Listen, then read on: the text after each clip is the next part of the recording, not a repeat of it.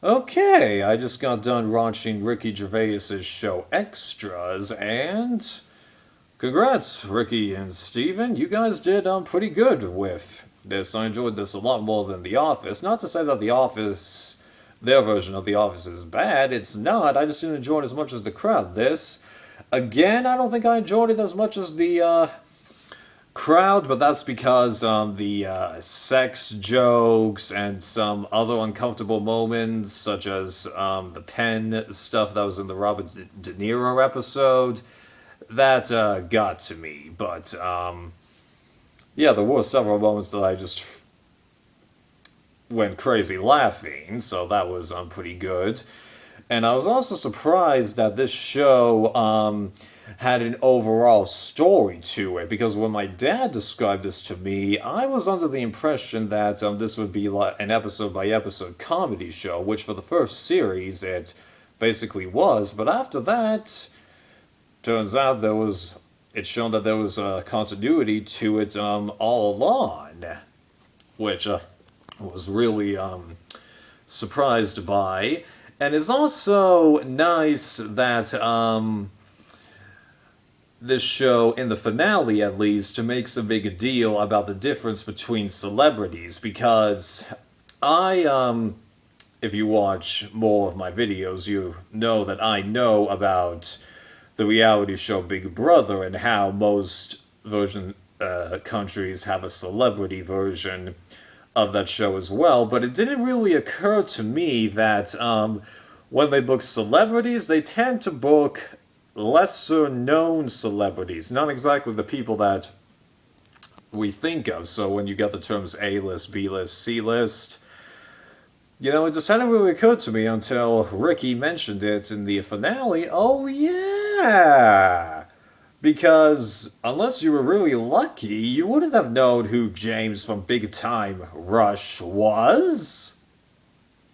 Yeah, that didn't even occur to me. You gotta be a little bit lucky to recognize most of those people, because I also remember when there was an episode of The Weakest Link that was celebrity, and the top rated comment on that video was, I live in the UK. I haven't got a clue who any of these people are! And I bet that person was a huge fan of The Weakest Link, so there you go. Just, duh moment, but also, again, it reinforces something that I've said about celebrities for a long time. Only two differences between them and normal people. Bigger paycheck, bigger follower count on social media. It's that simple. Yeah. But, yeah, this was a good show, and it was nice how they were able to, put so much in from characters that you wouldn't think they could do much with, because you would have thought that they would have run out of gags to do with Stephen Merchant pretty quickly. No, because of the continuity of the show and what's going on with Andy, Ricky Gervais's character, Stephen gets into quite a lot of situations that you wouldn't have expected. And then what they're doing with that guy Sean, I don't remember his last name, but I do remember seeing a short clip of him on The Chase where the host of the show, Bradley, accidentally refers to him as Barry, which I think is based off his EastEnders character, if I got the material from this show right, and like how that character amplified what they were able to do with Stephen Merchant. Awesome! Sure, there were a couple of times that I'm like, okay guys, you've dragged on the joke long enough, but who knows, maybe I'll be watching this show again down the line, and I'll laugh at that particular joke more. It's possible. And then what they did with the character of Maggie, like, you would have thought that they wouldn't have been doing anything with her after, like, the first series, but no. She's the liberator of Andy, so to speak. So that was a nice bit that they did with her. And then the celebrity cameos, they all did pretty good if you ask me, though it did get repetitive later on because it just became, sex joke after sex joke, or if you want to add Patrick Stewart and Ian McKellen's character, adding nudity in there, although it was interesting how those two have complementary performances, so to speak, because, of course, they're good friends. Because, like, Kate Winslet being a dirty talker. Because, like, I really want to know how much of that is her real personality or her acting up. And then Ben Stiller just going AWOL on the set.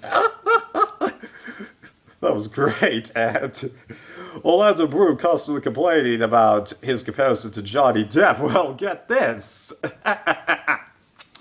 When Maggie is taking down the poster of Orlando Bloom at the end of the first series, I thought it was Johnny Depp. What are the chances of that, right? Oh, man. That was good. And then, if you're to watch all the special features that they've got for the first two series, for some reason they didn't include special features for the finale, which I find kind of odd, because I would have liked to have known what Ricky and Steven were thinking about that, but I guess they figured that there just wasn't anything to mention after what they did in Series 2, but you see just what they were doing on that set, how much effort they put to try and get these people, and how even the straightest of people were just laughing all the time on the set, because like Ian McKellen, he's like, I don't break down and just burst out laughing on set, but this, oh my. Just shows how unique of a feel this show set had, although if what Zaron Isaac said about Young Frankenstein in his review about it was correct, that probably would have been similar. I don't know. I don't really have that much interest in watching that movie, but maybe I'll track down special features for it at some point. I don't know. Anything else that needs to be said here? Oh. I've kind of already mentioned this, but it's also really nice to see how Andy, once he got famous because of the sitcom, realizes, though, that compared to all those people he keeps encountering in that restaurant, Vernon Kay, Gordon Ramsay, who they really probably should have had him redo his lines, because you watch his face closely, you can totally tell he's doing everything he can not to laugh. It's just because he's got so many wrinkles, it isn't as obvious, but having watched 19 seasons of Hell's Kitchen, can't forget about the UK Season 1 version, I've gotten a little better at reading his face, so just, it's nice to note that gap, so to speak. So I get that I was kind of repetitive with this, but I really did enjoy it. I definitely plan on keeping this DVD, unlike The Office, so I bet you're wondering why did I buy them if I hadn't watched them, because I figured that the extras on these DVDs would help enhance my viewing of both of these shows, and at least for this show I was proving right on. The Office, not so much, but as I mentioned in that review, Ricky and Steven succeeded at everything that they wanted to do. I just didn't enjoy it as much as the crowd. So yeah.